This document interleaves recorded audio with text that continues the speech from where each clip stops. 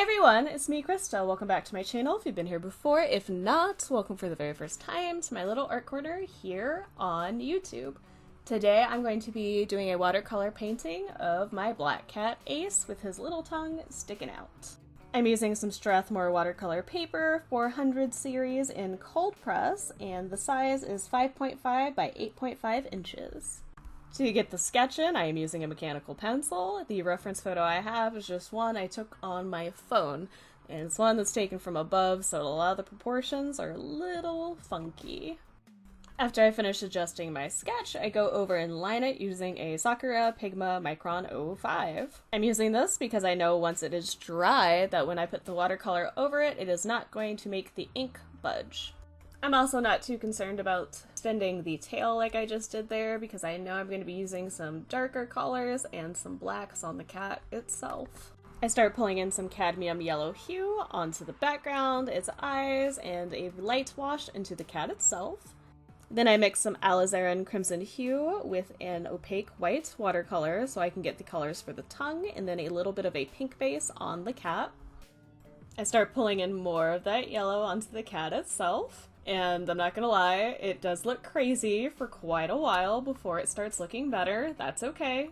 Every drawing and painting will have some ugly stages in between. You just gotta work through it. Then I start pulling in some of the red into the background with a bunch of water and softly stippling. It looks much brighter and prettier on camera than it ends up looking in person. In person, it started looking really muddy and gross. I was trying to pull in all of the colors I was using in the cat into the background. Unfortunately, it didn't work out, and you're going to see me rework this background quite a few times. At this point, I'd also pulled in some Indian red over the layers on the cat that I already had, and I also start trying to pull it into the background as well. The reason I'm going through all of this effort with adding in the colors before even touching black is because black cats are not fully black. Usually you can see some other colors going in through the highlights. With Ace, he's very interesting because underneath his black fur, if you ruffle it, there is a lot of like a light tan going on. So I'm pulling in these browns, reds, pinks, purples to help show that the cat isn't completely black and to make it look a little less flat.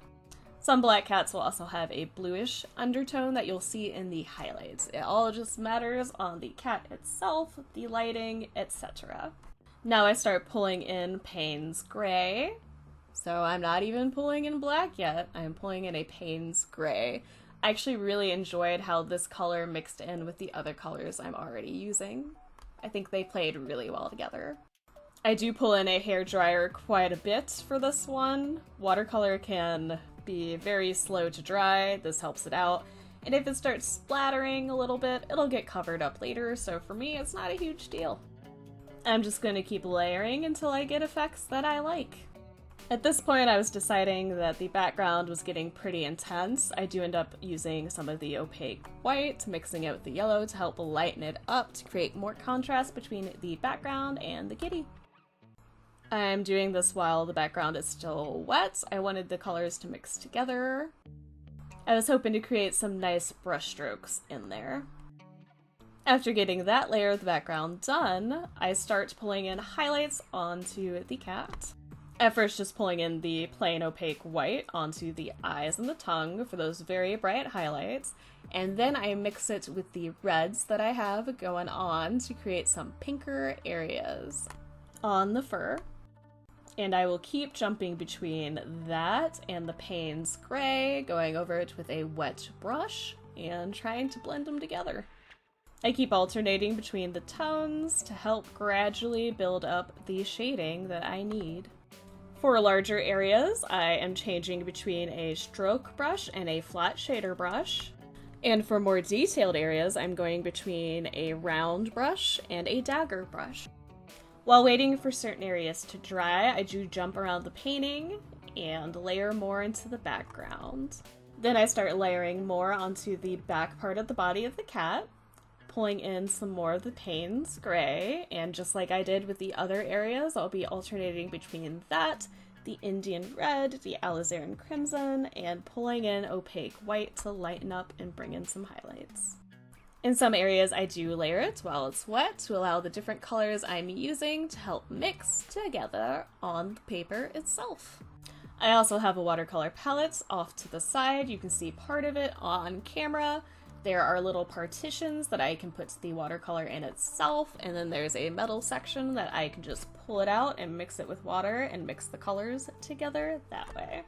The wonderful thing about watercolor is if I don't use all of that paint that is on there, it will either come off easily if I decide to wash it, or if I just add a little bit of water to it, I can reuse it for next time.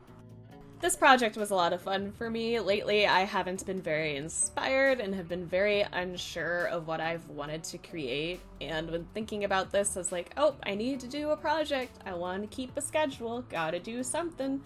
And I looked through a bunch of photos and then just found the photo of Ace being silly and decided, hey, I should try to paint that. It'll be fun. I haven't painted a cat in a minute, especially not one licking its nose.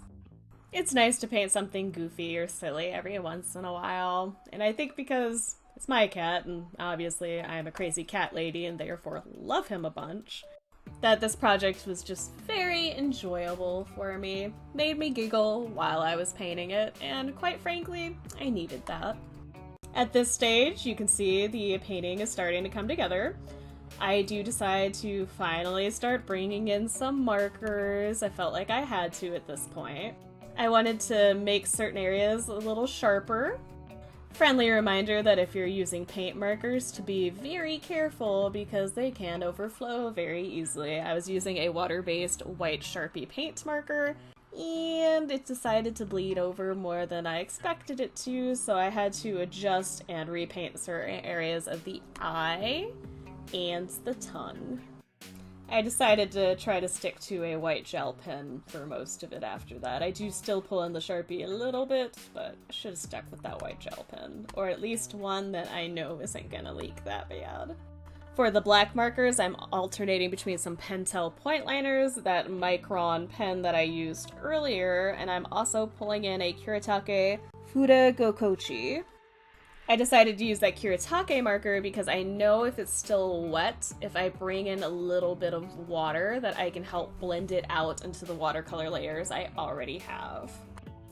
Then I start messing with the background yet again. I start with just using the yellow, then I try to pull in some Indian red, then I decide to pull in some wonderful opaque white and make it more like an acrylic background, because why not?